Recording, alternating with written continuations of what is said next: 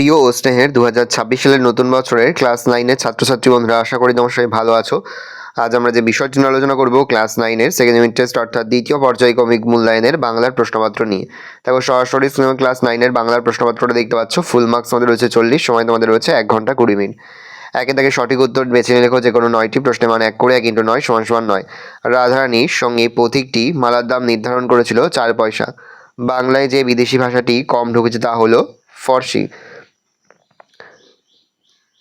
দেখো, এই মুহূর্তে সরাসরি স্ক্রিন নাম্বার ক্লাস 9-এর সেকেন্ড ইউনিট টেস্ট অর্থাৎ দ্বিতীয় পর্যায়ক্রমিক মূল্যায়নের বাংলার প্রশ্নপত্রটা দেখতে পাচ্ছ। ফুল মার্কস তোমাদের রয়েছে 40, সময় তোমাদের রয়েছে 1 ঘন্টা 20 মিনিট। একে দাগে সঠিক উত্তরটি বেছে লেখো যে কোনো 9টি প্রশ্নের মান 1 করে 1 × 9 = 9। আর রাধারানীর সঙ্গে প্রতীকটি মালার দাম নির্ধারণ করেছিল 4 পয়সা। বাংলায় যে বিদেশি ভাষাটি কম ঢুকেছে তা হলো ফরাসি। আবহমান কথাটির অর্থ হচ্ছে চিরন্তন। কামরাঙা লাল মেঘ যেন মৃত মনিয়ার মতো গঙ্গাসাগরের ঢেউয়ে ডুবেছে। রাধারানী হ্রদ দেখতে গিয়েছিল শান্তিপুরে। মাহেশে পুরীতে। উত্তর হবে মাহেশে। তুমি ঠিক সেই রূপ নারী যাকে আজ প্রয়োজন। মিসেস বুলের সম্পূর্ণ নাম সারা বুল। কাকে মৃত মনিয়ার মতো মনে হয়েছে? কামরাঙা লাল মেঘ। আর্গাস কোথাকার জাদুঘর ছিলেন? আর্জেন্টিনা, জাপানের, চিলির, ফ্রান্সের চিলির। ধাতু হলো ক্রিয়ার মূল অবিভাজ্য অংশ। সূর্য শব্দটি তৎসম। 2 দাগে কম বেশি 15টি শব্দ উত্তর দাও, যে কোনো 8টি। রাধারানী গল্পে যে নোটের কথা এসেছে তাতে কার নাম লেখা ছিল? রাধারানী গল্পে যে নোটের কথা তাতে রাধারানীর নাম এবং দাদা রুক্মিণী কুমার রায়ের নাম লেখা ছিল। বাংলার নীল সন্ধ্যাকে কবি কিসের সঙ্গে তুলনা করেছে? কেশবতী কন্যা।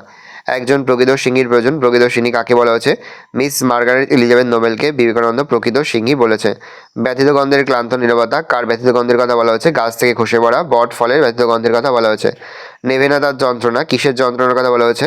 নেভে না তার যন্ত্র এখানে প্রকৃতি থেকে বিচ্ছিন্নতার যন্ত্রণার কথা বলা হয়েছে। ভগিনী নিবেদিতার প্রকৃত নাম কি? Margaret Elizabeth Nobel. আমরাও ভিখারি হইয়াছে উক্তিটি কার? আমরাও ভিখারি হয়েছে উক্তিটি রাধারানীর মায়ের।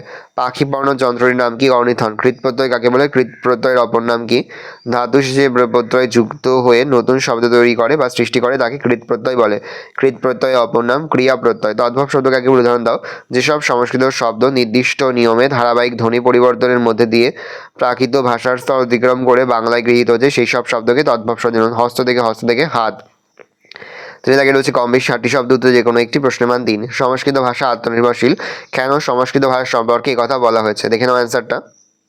তারপরে দেখো, হারায় না জীবন থেকে কুন্দফুলের হাসি। কুন্দফুলের হাসি বলতে কি বোঝানো হয়েছে? তা হারায় না কেন? দেখে নাও অ্যান্সারটা। তারপরে দেখো, 4 দাগে রয়েছে কম বেশি 60টি শব্দ উত্তর যে কোনো একটি প্রশ্নের মান 3। নোটখানি তাহারা ভাঙাইল না তুলিয়া রাখিল। কোন নোট? কারা? নোটটি ভাঙায়নি কেন? দেখে নাও অ্যান্সারটা। তারপরে কেশবতী কন্যা যেন এসেছে আকাশে। কেশবতী কন্যা বলতে কবি কাকে বুঝিয়েছেন? তাকে কেশবতী কন্যা বলার কারণ কি? দেখে নাও অ্যান্সারটা। 5 দাগে কম বেশি 60টি শব্দের নিচে যে কোনো একটি প্রশ্ন প্রশ্নের মান 3। ওই পাখি আবার চাই বক্তাকে কোন প্রসঙ্গে তার এই উক্তি? দেখে নাও অ্যান্সারটা। তারপর রয়েছে দেখো, অর্নিথন যন্ত্রের প্রয়োজন ফুরিয়ে গেছে। অর্নিথন যন্ত্রের প্রয়োজন হয়েছিল কেন? দেখে নাও অ্যান্সারটা। 6 দাগে কম বেশি 150 শব্দে যে কোনো একটি প্রশ্নের মান রয়েছে 5। রাধারানীর বিবাহ দিতে পারিল না। রাধারানীর পরিচিত কে কেন তার বিবাহ দিতে পারেনি? দেখে নাও অ্যান্সারটা। পরে তুমি ঘরে আসিয়া দাঁড়াও, আমরা আলো জ্বালিয়ে দেখি তা কি পয়সা। বক্তা কখন এই মন্তব্য করেছে?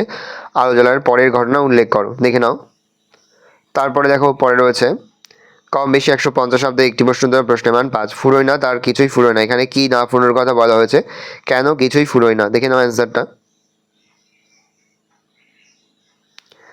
তারপরে তোমাদের রয়েছে দেখো, পৃথিবীর কোনো পথ এই কন্যারে দেখেনি কেউ। এখানে কোন কন্যার কথা বলা হচ্ছে? কবির এরূপ ভাবনার কারণ কি? দেখে নাও অ্যান্সারটা। 8 দাগে যে কোনো একটি প্রশ্নের মান 4। ভাবার্থ লেখো। দেখে নাও।